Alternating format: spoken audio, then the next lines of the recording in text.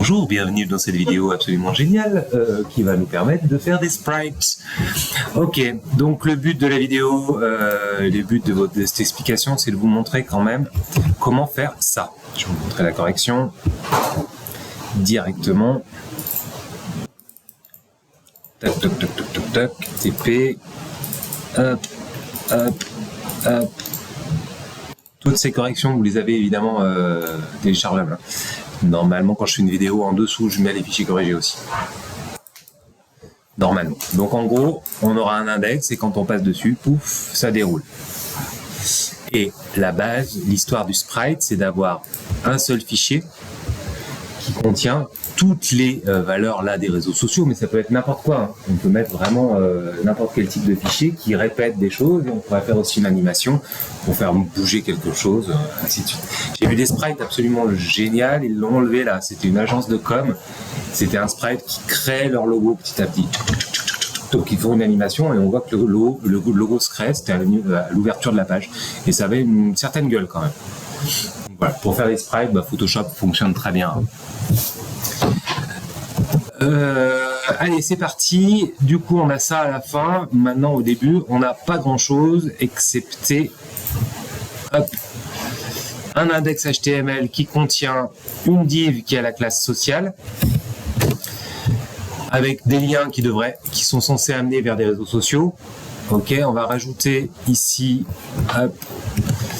des spans pour pouvoir mettre le nom des réseaux sociaux et surtout les supprimer, les mettre en display none, ces sprites, pour pas que ce soit visible par l'utilisateur, mais que ce soit lisible par Google, par exemple. Ou alors, s'il y a un problème de chargement de l'image, qu'on ait quand même quelque chose. Facebook, Twitter. Il est peut-être en petit, vous voulez que je zoome? Hop, comme ça, c'est mieux. YouTube et LinkedIn. Voilà, donc là, j'ai ça. Donc si j'ouvre ce truc-là avec le live server, j'ai effectivement maintenant ces 4 liens qui sont censés m'emmener vers les réseaux sociaux. Donc effectivement, le ahref, là, donc tout ça.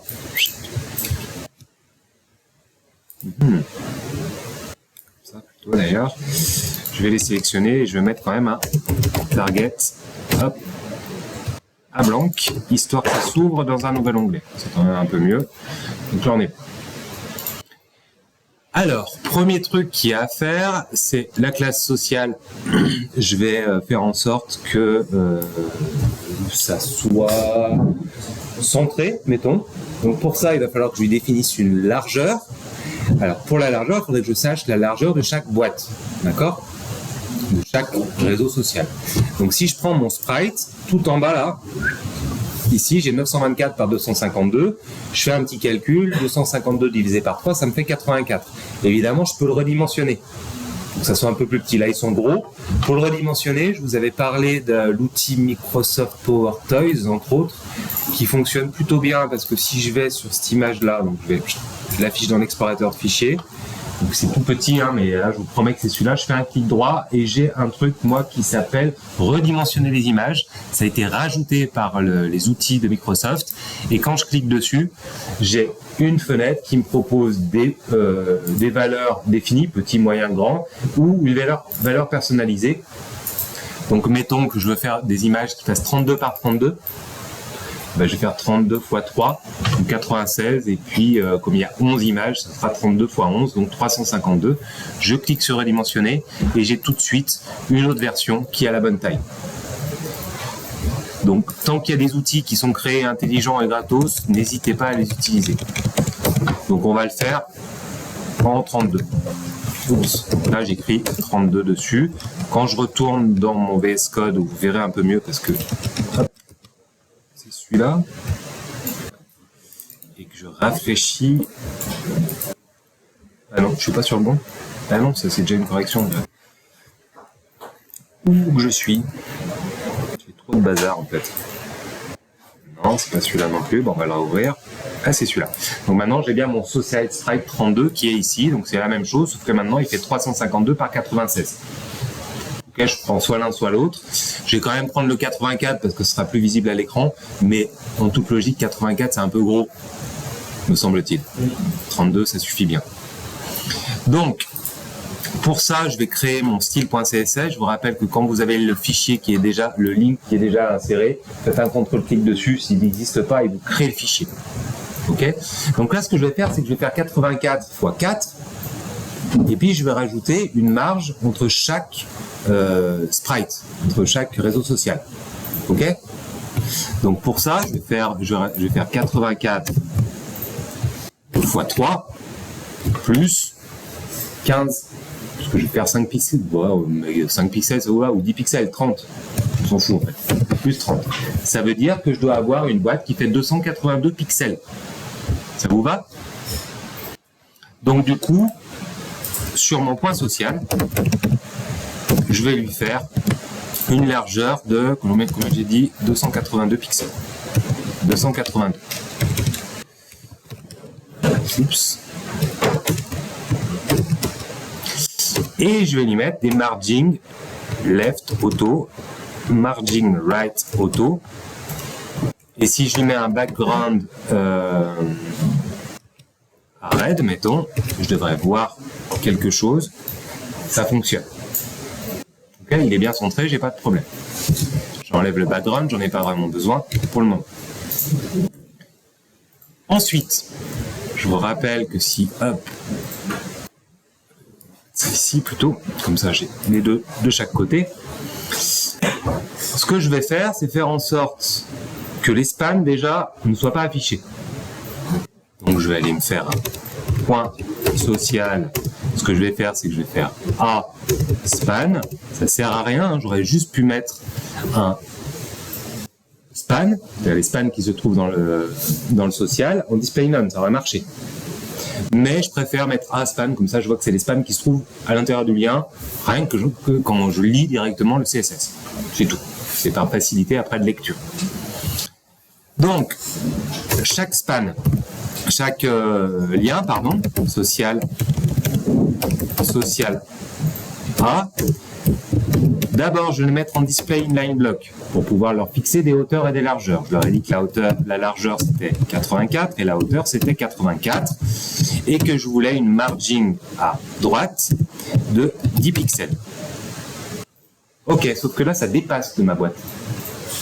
Donc ce que je vais faire, c'est que je vais faire social A, je duplique ça, j'enlève ça et je vais dire que le dernier enfant, il n'aura pas de marge. Donc A last child, je lui dis une margin right à 0. Super. Ok? Je vais quand même lui mettre une box shadow, comme ça on va voir ce que ça donne, avec 5 pixels, 5 pixels, et puis voilà, très bien, il m'a mis ça, ça veut dire que maintenant j'ai mes 4 boîtes. Alors pourquoi elle se casse la gueule? Parce que j'ai une margin, je l'ai mal calculé mes marges. 84 fois toi plus 10, je vais enlever tous les paddings ici.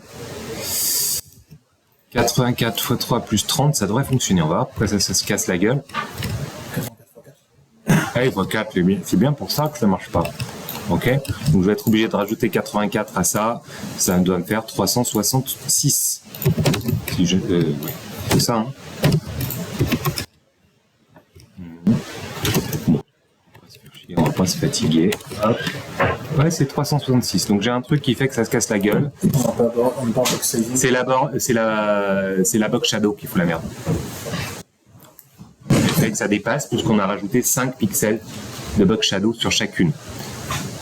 Encore que c'est dans la marge. Donc on va vérifier, c'est la dernière qui pose problème. J'ai pas de padding. J'ai pas de bordure. Mais je vais essayer de les mettre en box sizing, on essaye. Hein. Box sizing, border box, on va voir ce que ça donne. Ça change rien, mais je vais peut-être rajouter 5 pixels ici. Voir ce que ça donne, ça change rien. Et si je rajoute 10 pixels, 76. Alors on va voir, on va regarder, on va y aller à...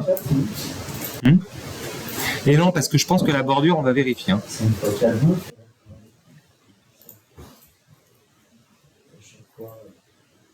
5 x 4? Pourquoi 5 x 4? Oui, mais non, parce que la box shadow, elle va empiéter sur la marge. Ça ne devrait pas les rajouter. Donc si je regarde, j'ai bien 84 pour celui-là, 84 pour celui-là, et le dernier, j'ai bien pas la bordure. Donc normalement, ça devrait rentrer dedans. Et pourquoi ça ne rentre pas?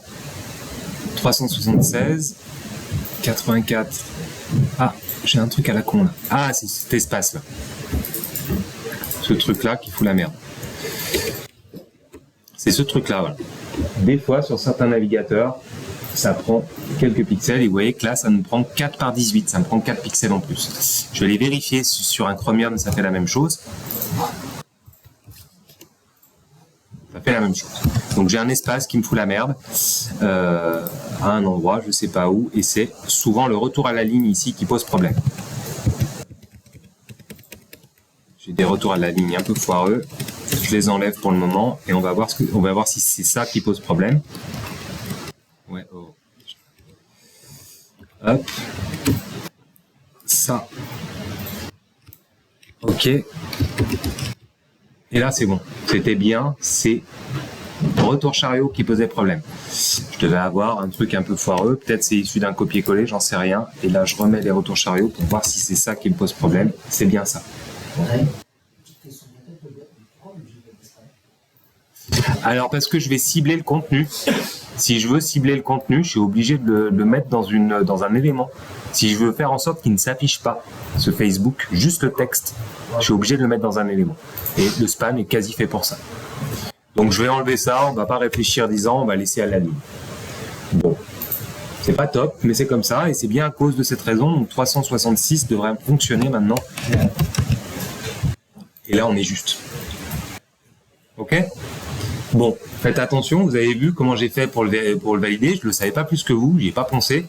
Mais par contre, je suis allé le valider directement via l'inspecteur et j'avais un petit truc qui était marqué espace qui me prenait 4 pixels de large. C'est chiant ça. Et vous verrez qu'en JavaScript, ça va être chiant aussi pour les parents, donc on va utiliser les éléments parents. Mais bon, on va le laisser comme ça fonctionne, on y est. Bon, maintenant que j'ai ça, je vais leur mettre sur chaque lien une background image. Et la background image, ça va être URL et je vais effectivement mettre... Alors, est-ce que c'est dans un dossier qui s'appelle image? Non, c'est directement social-sprite. Okay. Donc si j'ai ça, j'ai directement Facebook qui apparaît. Ok? Pourquoi il apparaît comme ça Facebook? Si je passe par-dessus, est-ce qu'il m'affiche l'image? Non. C'est parce qu'il va se positionner ici. Donc je vais pouvoir, si je veux faire en sorte que ça soit la partie noire, comment je vais faire? Je vais utiliser une background position en Y. Hop, on va le mettre ici. Background position, et je vais mettre la valeur Y, et je vais mettre, mettons, bottom. Et là, ça me prend bien en bas. Je pourrais aussi utiliser des pixels. Attention, quand on descend, ça va être des pixels négatifs. Donc 2 fois 84. Ça doit faire pas loin de 168. On va vérifier si ça fonctionne. Moins 168 pixels. Pas de problème. Donc, à moi de choisir si je veux du noir ou du blanc, et éventuellement, à des endroits, ça sera en blanc, et à d'autres endroits, ça sera en noir. Par exemple, si mon fond est en blanc, je mettrai les icônes en noir, et si mon fond est en noir, je mettrai les icônes en blanc, par exemple. Donc, je pourrais très bien rajouter une autre classe qui me dirait, hop, point social, point white, mettons. Et là, à ce moment-là, je mettrai un background position Y à 0. Je vais mettre 0 pixel. Vous me suivez? D'ailleurs, c'est pas. Vous me suivez ou pas? Ça veut dire que je prévois d'avoir une classe en plus que je pourrais rajouter sur la div sociale, ici. Par exemple, si je mets white ici, pour que le fond, les icônes soient directement en blanc. Par défaut, ils sont en noir. Si je veux du blanc, j'ai qu'à rajouter cette classe. Et j'ai prémédité mon truc. Dans mon intégration, j'aurai deux types de réseaux sociaux grâce à ces sprites. Ça vous va? Bon. Je le laisse. Allez. Donc maintenant que j'ai fait ça, ce qu'il va falloir faire, c'est positionner pour chaque élément le background, changer le background position, mais en X, ce coup-ci. Déjà, ce que je peux faire, peut-être, c'est utiliser un point social à over. Et quand je passe dessus un des réseaux sociaux, je vais le décaler de 84 pixels. Ça fonctionne bien. OK? Et si j'enlève le white, ça fonctionne aussi. Vérifier avec la transition. Pour le moment, on n'a pas de transition. Donc, on va tout de suite la mettre, la transition, pour voir ce que ça donne. Donc, je vais rajouter une transition. Transition, c'est pour que il y ait une animation, c'est-à-dire que ça ne se passe pas instantanément, mais qu'il y a un délai sur les propriétés qui sont modifiées. Donc là, je vais mettre toutes les propriétés. All. Alors attention, ici, on va pouvoir mettre certaines valeurs, mais pas toutes. Vous me suivez ou pas? C'est-à-dire que all, c'est pour toutes les valeurs CSS qui sont prises en compte, la transition sera appliquée. Opacité fonctionne par exemple. Et on pourrait cibler un seul type de propriété. Donc peut-être si je mets background, il me le propose pas, voilà, il me le met en rouge, ça veut dire que c'est une propriété que je ne peux pas utiliser uniquement à la transition. Ça veut dire que la transition ne fonctionnerait que sur le changement de background. Et là, si je mets sur background position, on va voir ce que ça donne. Ça fonctionne. Donc, ça veut dire que dans ce cas-là, même si je change autre chose dans mes réglages sur le hover, c'est que la transition ne s'appliquera que sur la background position. C'est bon? Donc là, on va quand même vérifier si je rajoute le white, ce que ça donne. Et bien, ça fonctionne. Dans les deux sens, ça fonctionne, donc j'ai pas de souci particulier. Dans un sens, ça provient du bas, dans l'autre sens, ça provient du haut, mais peu importe finalement. Je trouve pas ça si grave. Si je voulais le faire, s'il faudrait vraiment faire que ça vienne que du haut ou que du bas, il faudrait que je modifie les images. Parce que sinon, ça va tourner, on passera par une étape en plus. Vous me suivez? Ok. Donc pour le moment, je laisse comme ça, peu importe.